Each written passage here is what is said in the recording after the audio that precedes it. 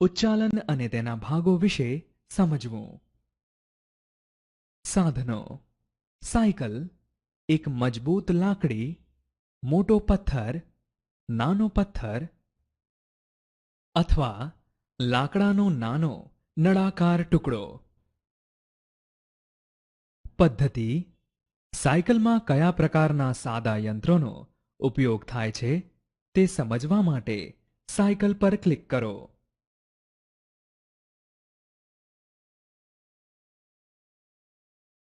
તેના વિશે વધુ જાણવા માટે બ્રેક્સ પર ક્લિક કરો. સાયકલમાં બ્રેક એ સાદું યંત્ર છે. તે ઉચ્ચાલનના સિદ્ધાંત પર કામ કરે છે. સાયકલના ભાગો. બ્રેક, યંત્રના પ્રકાર, ઉચ્ચાલન.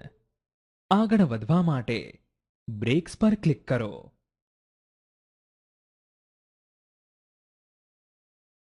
પૈડું અને ધરી એ સાદું યંત્ર છે. તેઓ ચક્રના સિદ્ધાંત પર કામ કરે છે. સાયકલના ભાગો. પૈડું અને ધરી. યંત્રના પ્રકાર. પૈડું.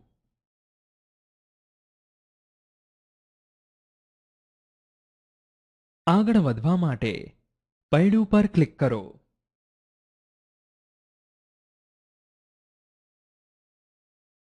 તેના વિશે વધુ જાણવા માટે બોલ્ટ પર ક્લિક કરો. બોલ્ટ એક પ્રકારનું સાદું યંત્ર છે. તે સ્ક્રૂના સિદ્ધાંત પર કામ કરે છે. સાયકલના ભાગો. બોલ્ટ, યંત્રના પ્રકાર, સ્ક્રૂ. આગળ વધવા માટે બોલ્ટ પર ક્લિક કરો.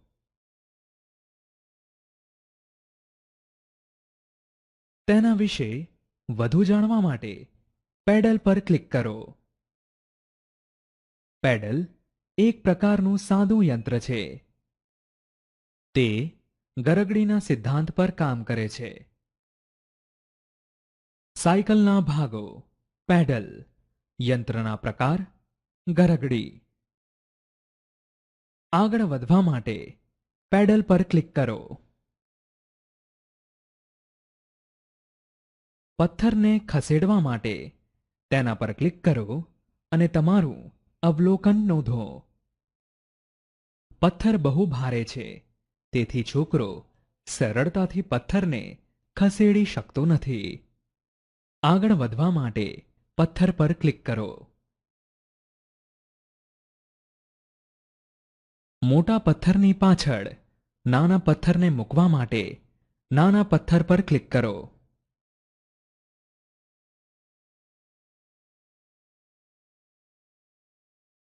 મોટા પથ્થરની નીચે લાકડીને મૂકવા માટે લાકડી પર ક્લિક કરો અને લાકડી નાના પથ્થરની ઉપરથી પસાર થવી જોઈએ.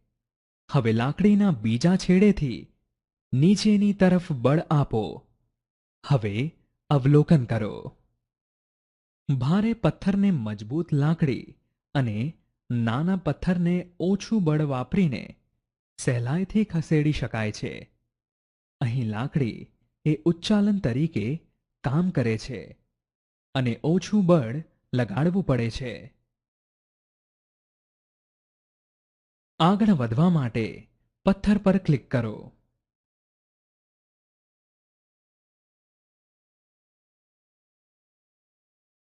વધુ જાણવા માટે આધાર બિંદુ પર ક્લિક કરો. જે બિંદુના આધારે દંડ મુક્ત રીતે ફરી શકતો હોય તે બિંદુને આધાર બિંદુ કહે છે. આ પ્રવૃત્તિમાં પથ્થરનો નાનો ટુકડો આધાર બિંદુ છે.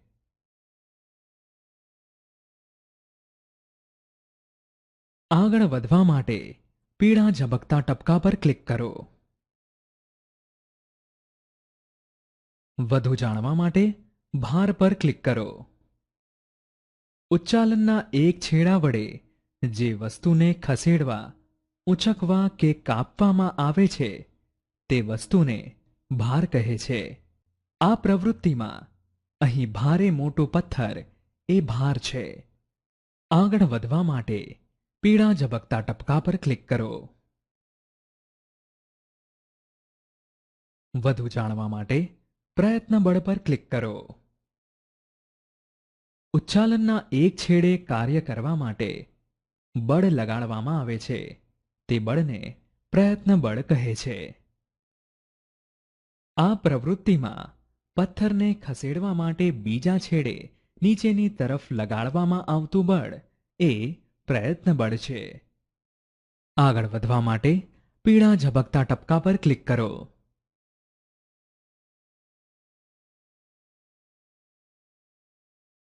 વધુ જાણવા માટે પ્રયત્ન બળ અંતર પર ક્લિક કરો.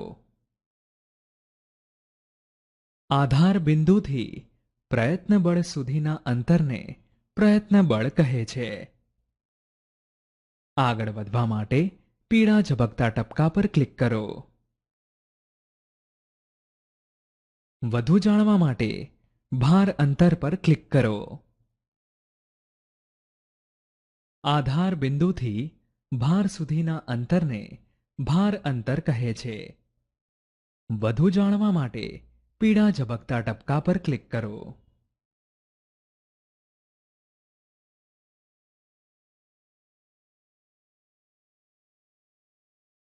વધુ જાણવા માટે ભાર ભુજા પર ક્લિક કરો. ઉચ્ચાલનના જે છેડા વડે કાર્ય થાય છે તે છેડાને ભાર ભુજા કહે છે.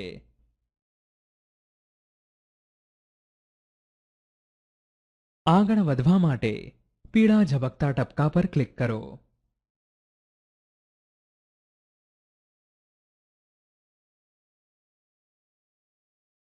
વધુ જાણવા માટે પ્રયત્ન બળ ભુજા પર ક્લિક કરો.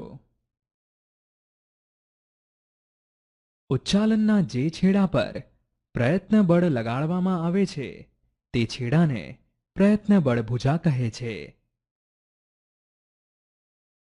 નિર્ણય: ઉચ્ચાલન વડે આપણે ઓછું બળ વાપરીને વધુ બળ મેળવી શકીએ છીએ અથવા તો કામ વધુ ઝડપથી અને સરળતાથી કરી શકીએ છીએ.